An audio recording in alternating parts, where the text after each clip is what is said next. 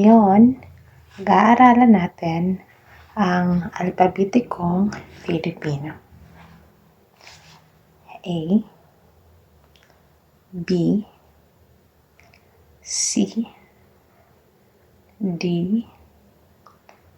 E, F, G, H, I, J, K, L, M, N, N, G, O, P, Q,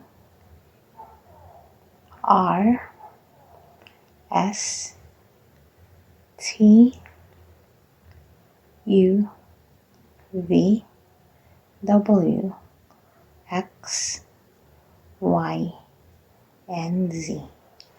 Kung itatanong niyo po kung pwede bang gamitin or ano ang mas mabuting gamitin pag nagsispell tayo ng mga words using the finger spell.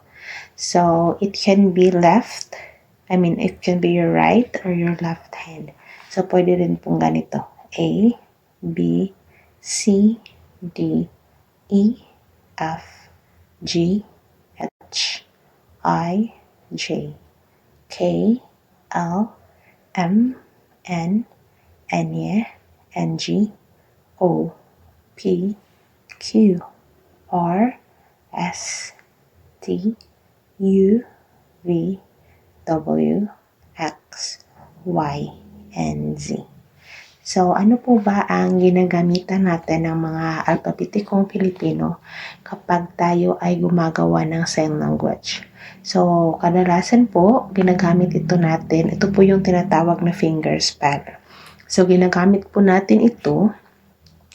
For example, nag-i-introduce tayo ng ating pangalan. Sabihin natin ako, si Pressy. Magawa po tayo o ginagamit po natin yung mga alphabet.